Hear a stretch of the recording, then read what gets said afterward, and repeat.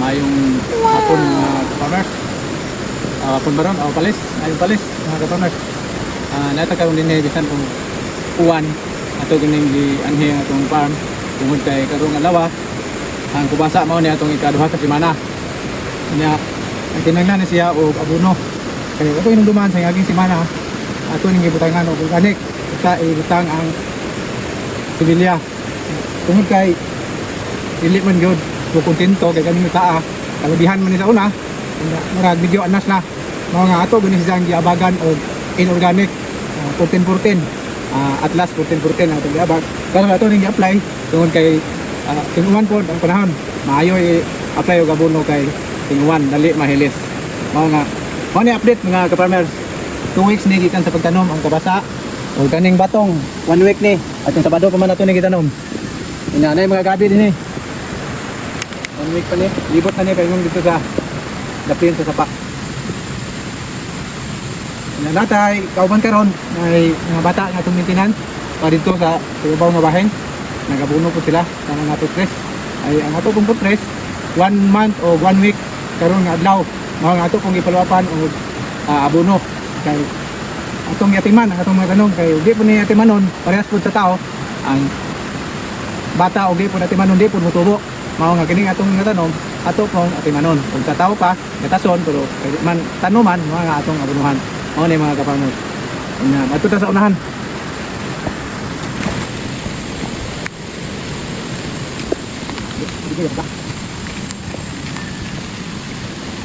mao ni part nga atong gitanan og gulayon tangan dito atong gitapaw sa putres ini ang karnaba ni mga kaparmer karnaba mao ni 1 month o 1 week ikan sa pagtanom nya di atay kwan diri Lansunis nya di ang ato ang mga kauban mga kaparmer ato ra ning mga pagumangkon mao ni atong maintenance atong farm nga gamay matag Sabado ni ani sila tungod kay ato nilang gi-pamintain nya makatabang po sa ilahang pag-eskwela para sa kasayuran sa tanan mga grade 12 man nga mga bata ato ning gi-train para magkakat-on po sila kung saon pag pananom sa ato ang mga fruit trees o mga utanon.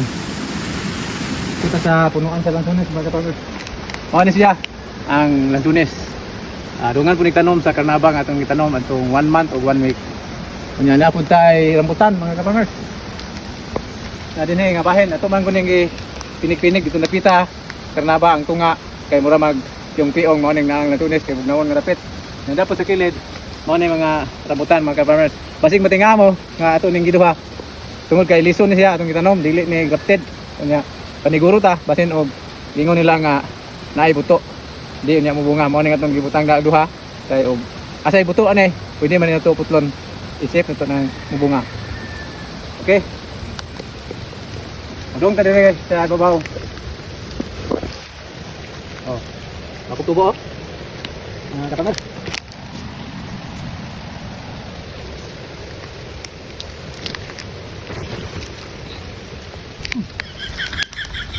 Tamnan o balanghoy. Mo ni atong balanghoy nga 3 weeks pa ni gikan pagtanom.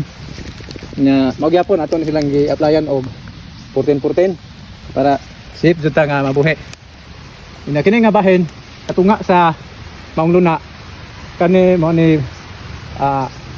kanang gulayan, ang pikas mao ni atong gigamang balanghoyan para naapod tay matimo-timo pohon og mutanda ta. Matag adlaw ato ni tandaon sa buntag sayo di pa mo trabaho unya matag Sabado niya ata para mag-update sa atong mga tanom o ana siguro ko kutod kini si Bigman inyong kaalyado sa pagpanguma mga ka-farmers. Daghang salamat sa inyong pagsunod o pagsubaybay kanunay. Bye bye.